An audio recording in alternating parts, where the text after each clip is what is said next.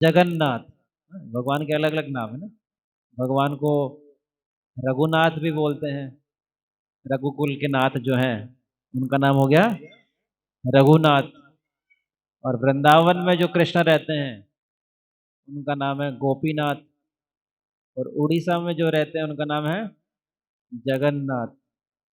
और जयपुर में जो रहते हैं उनका नाम है वैकुंठनाथ। हाँ, वैकुंठनाथ। तो वैकुंठ जो है वो इस दुनिया के जो परे है उसको वैकुंठ बोलते हैं।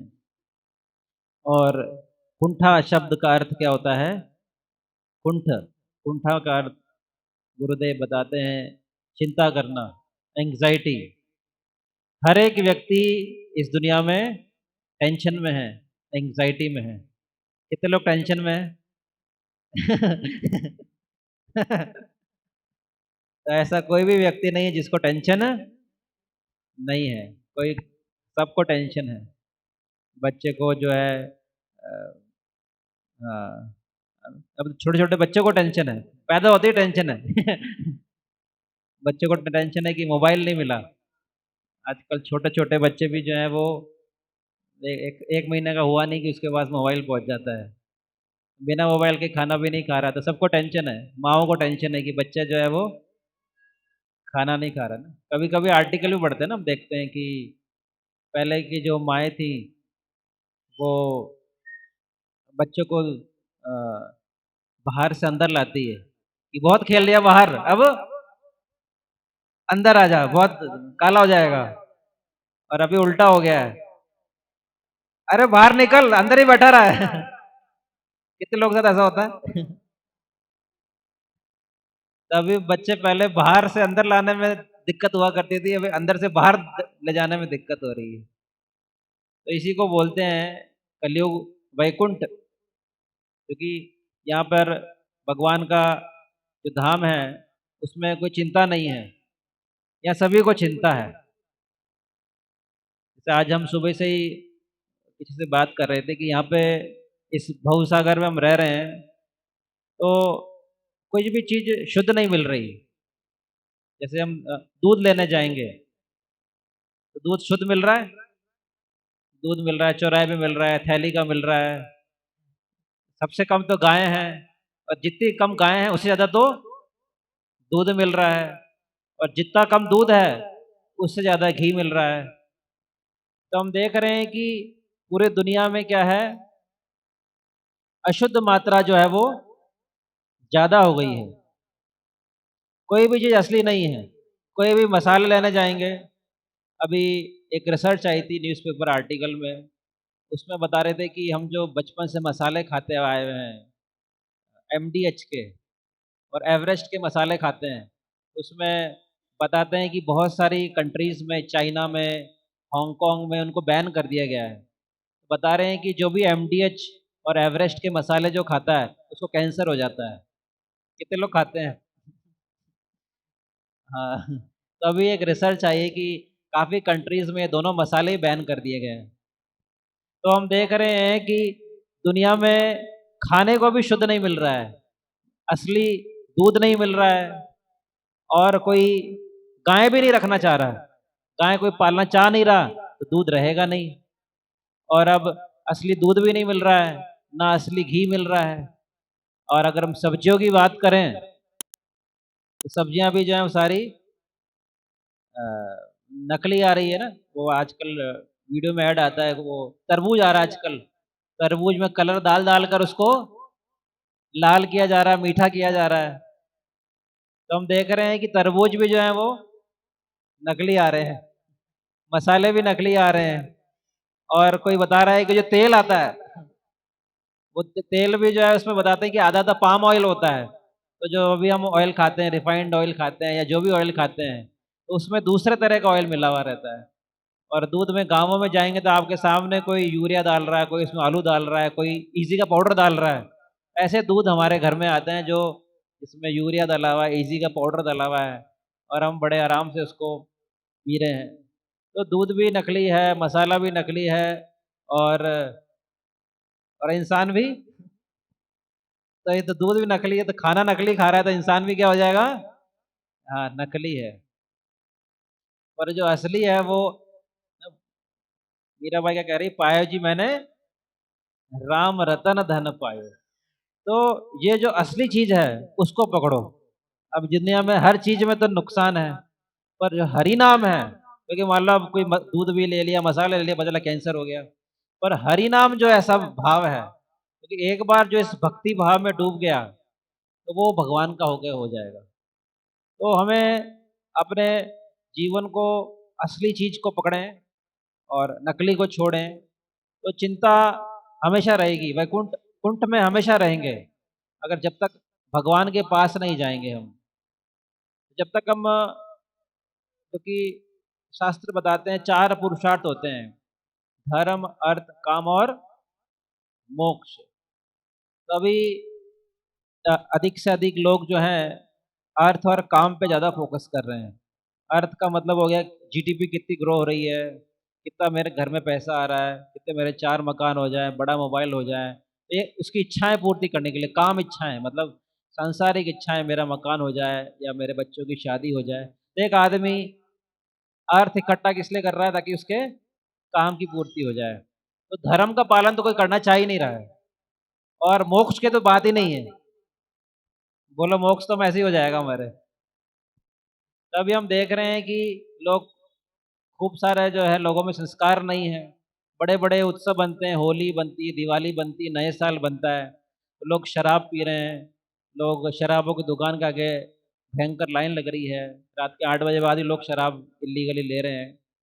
तो ये एक कलयुग का स्वरूप है कि लोग जहाँ धार्मिक उत्सव मनाने चाहिए थे कि होली आती है, तो होली क्या आती है? होली मतलब जो होलिका जो राक्षस था, जो राक्षस थी, जो हिरण्यकश्यप की बहन थी, उसको जला दिया था। तो होलिका को जलाने का अर्थ क्या होता है कि जो बुराइयाँ हैं उनको जलाना है। पर लोग होली में क्या कर रहे हैं? खूब शराब पी रहे हैं, खूब इधर गलत बातें कर रहे हैं। तो जो उत्सव भी जो बन रहे हैं, जो अच्छाई के लिए बने थे कि हम जो है अपने जीवन में अच्छाइयाँ को आगे बढ़ाएँ, तो उसके लिए अच्छे उत्सव बनाए जाएँ। तो कलयुग में कहने का मतलब है कि सब कुछ नकली है। उत्सव भी नकली हो गए हैं। अब आजकल शादियाँ भी हो रही हैं, तो शादी भी 1 साल में होती है, फिर अरे खबर है उनके बगल में डाइवोर्स हो गया। उनके 2 साल शादी हुई और बगल में डाइवोर्स होता है। सुनते हैं कॉलोनी में? तो कॉलोनी में सुनते हैं, अरे अभी तो शादी के 2 साल ही हुए थे। तो अभी तो शादी करना ही एक टेढ़ा काम हो गया। पहले तो ज़माना चलो ठीक है, 7 जन्म के फेरे खा लिए, 7 जन्म तक रहेंगे। अभी तो पता लगा कि 7 साल ही मुश्किल हो रहा है।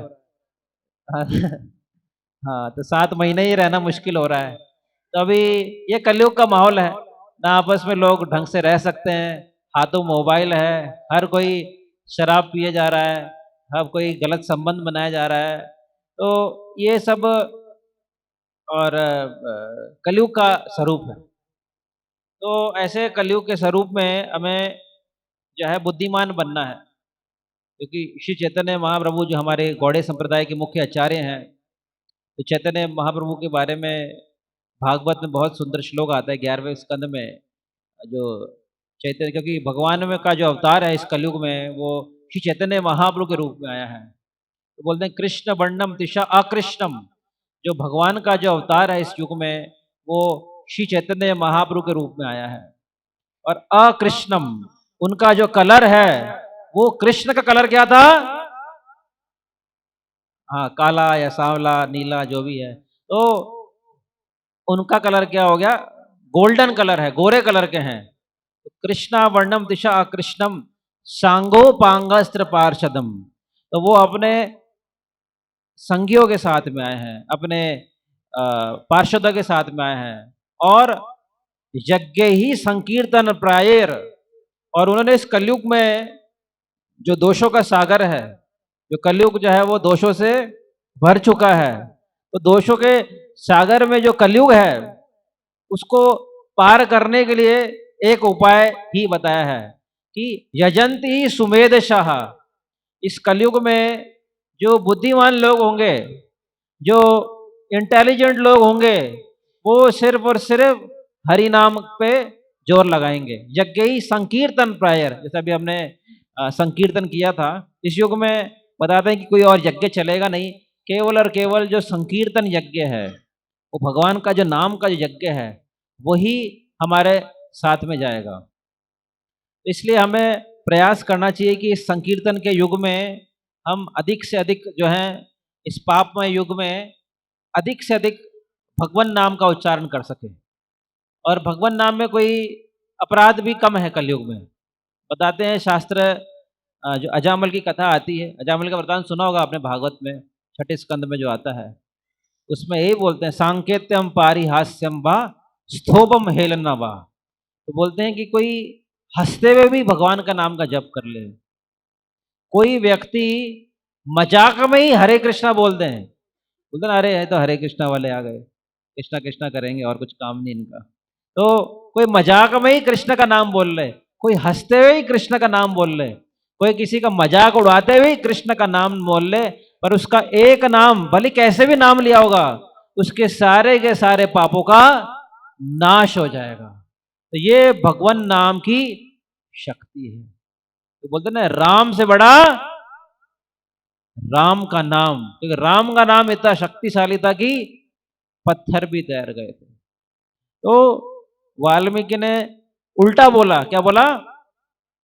मरा मरा मरा मरा मरा मरा मरा मरा, उल्टा बोला, पर उनका जो है वो उद्धार हो गया। मरा में भी उल्टा बोलते बोलते उद्धार हो गया। अगर कोई सीधे बोलेगा तो उसको तो सदगति प्राप्त हो जाएगी, वो सीधा वैकुंठ की प्राप्ति कर लेगा। इसलिए आप सब लोगों से यही निवेदन है कि ये जो युग है बड़ा पापमय युग है। इस युग में कठिनाई और चुनौतियां ज़्यादा हैं भक्ति करने के लिए। कोई भक्ति करना भी चाहेगा तो आसपास के लोग जो हैं उनको भक्ति करने नहीं देंगे। अरे अभी से माला फेरने लग गया, ये तेरी उम्र है क्या? तो आसपास के लोग ही आपको भक्ति नहीं करने देंगे। और फिर प्रयास करिए कि शुद्ध भक्ति का प्रयास करिए। मैं जनरली अक्सर लेक्चर में एक टॉपिक चर्चा करता हूँ, शुद्ध भक्ति या अनन्य भक्ति का प्रयास करें। क्योंकि भक्ति सभी लोग करते हैं।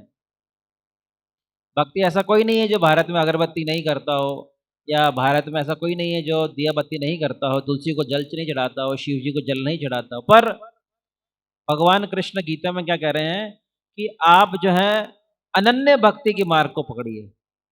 अनन्या चिंतयन्तो माम ये जना पर्युपासते तेषाम नित्याभियुक्ता नाम योगक्षेमम वहामि हम।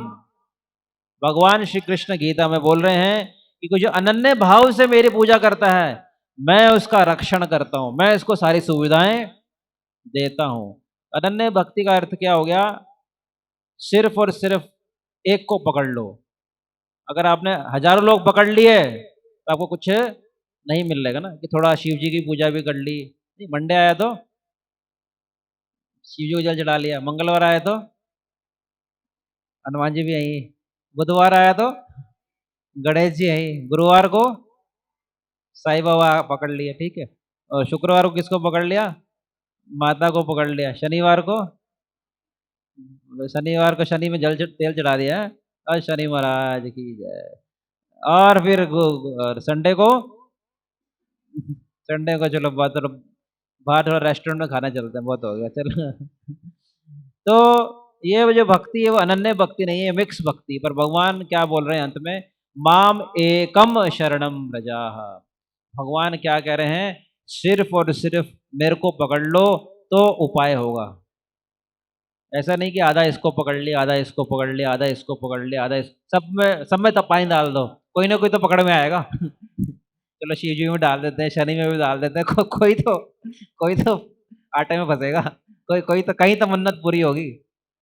तो ऐसा जो भक्ति है वो शास्त्र में भक्ति जो है वो पूर्ण भक्ति, अपराध पूर्वक भक्ति बताया गया है।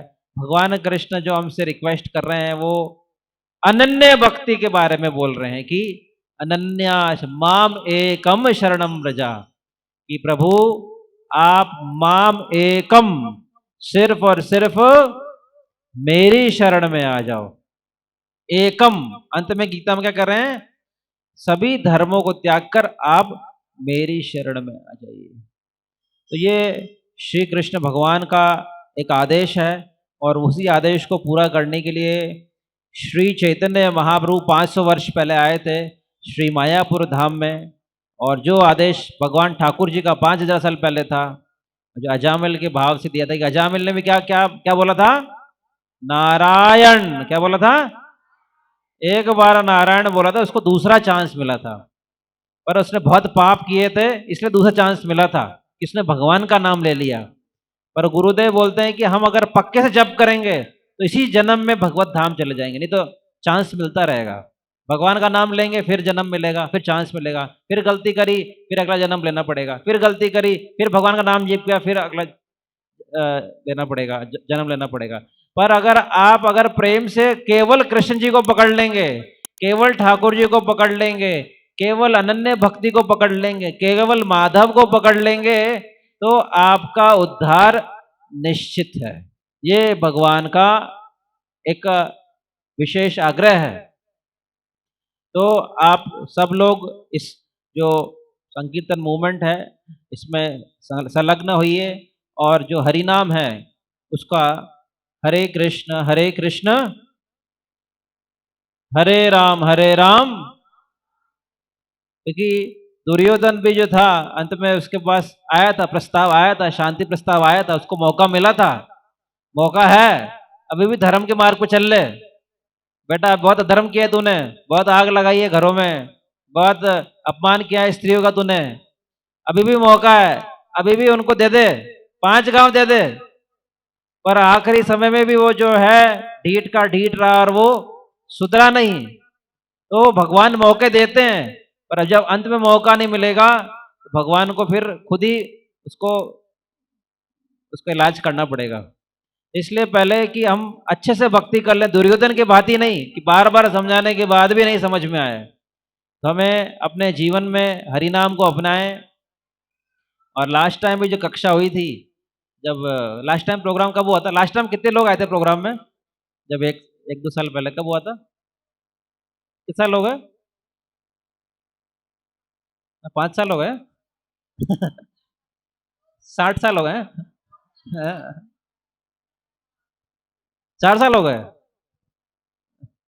चलो एनीवे, जो भी हो। कितने लोग आए थे लास्ट टाइम वाले प्रोग्राम में? लास्ट टाइम जो प्रोग्राम हुआ था? अच्छा। हाँ, तब तो अच्छा है। तो उस समय मैंने बोला था कि भक्ति करनी है तो सात्विक आहार लीजिए और प्याज लहसुन छोड़ दीजिए। लास्ट उस समय मैंने कक्षा में यही तो कितने लोगों ने छोड़ दिया मेरी कक्षा के बाद? कितने लोग नहीं खाते प्याज लहसुन, बिल्कुल नहीं खाते?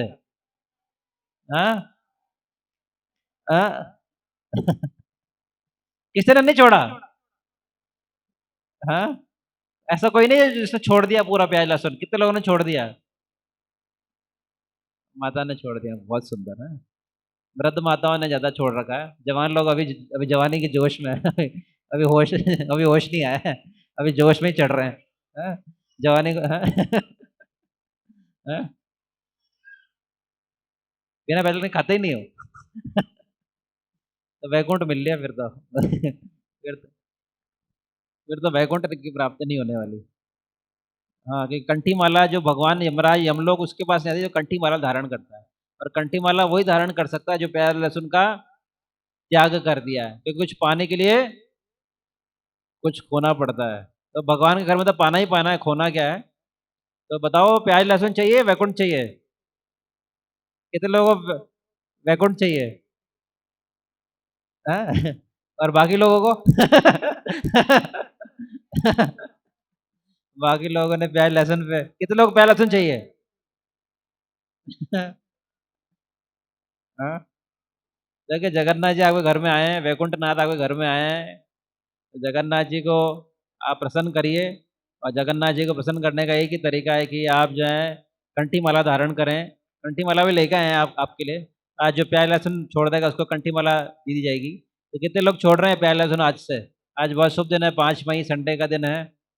कितने लोग, माताएं लोग का खासकर अच्छा रोल रहेगा इसमें, क्योंकि माताएं लोग अगर नहीं बनाएंगी तो प्रभु जी लोग भी क्या खाएंगे? तो एटलीस्ट घर में तो बंद करें, अपने घर में तो बंद कर दें। बोलेंगे शादी में क्या करेंगे, बाहर क्या करेंगे? एटलीस्ट अपने घर में तो बंद करो, अपने घर को तो शुद्ध करो।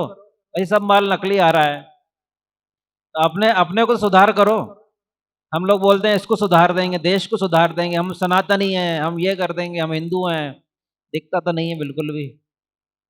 प्याज लहसुन तो ये मोमडन लोग हैं, इनकी कॉलोनी में खूब बनता है, खूब खाते हैं ये। ये तो इनका प्याज लहसुन तो मोमडन की चीज़ है, जो नीचे गिरे हुए लोग होते हैं वो खाते हैं प्याज लहसुन। जो नीची जाति के लोग हैं वो खाते हैं प्याज लहसुन, शास्त्र बताते हैं। जो निम्न जाति के हैं वो लोग खाते हैं, जो उच्च कुल के हैं, उच्च कुलीन के हैं, वो लोग प्याज लहसुन का स्पर्श भी नहीं करते। इसको शास्त्र में अभक्ष्य पदार्थ कहा गया है, अस्पर्श्य पदार्थ कहा गया है। इसको अस्पर्श्य पदार्थ, अभक्ष्य पदार्थ को आप थोड़ा सा छोड़ें और अपने जीवन को सत्कार करें। ठीक है, तो जगन्नाथ जी सामने हैं, जगन्नाथ जी के सामने कौन है? कितने लोग छोड़ सकते हैं प्याज लहसुन? हाँ, पूरा हाथ खड़ा करो, दोनों हाथ। जबरदस्ती नहीं है। अच्छा, कितने लोग खाएंगे खाएंगे? दबा के खाएंगे। देखिए, कोई एक भी छोड़ दे तो मेरी क्लास अच्छी हो जाएगी। मेरे को लगा कि हमें ढंग से क्लास समझिए। तो कुछ पाइए, कुछ पकड़िए और कुछ छोड़िए भी ना। तो दवाई ले रही है तो खट्टा छोड़ना पड़ेगा, मीठा छोड़ना पड़ेगा। और क्योंकि रजोगुण में आते हैं, भगवान कृष्ण गीता में कहते हैं, कट अमंडवणात् उष्ण तीक्ष्ण रुक्ष विहदेदाहिना। तो ये जो है ज़्यादा जो तीखे पदार्थ होते हैं, ये रजोगुण में आते हैं, और रजोगुण के पदार्थ जो हैं वो भक्ति के लिए अनुकूल नहीं होते।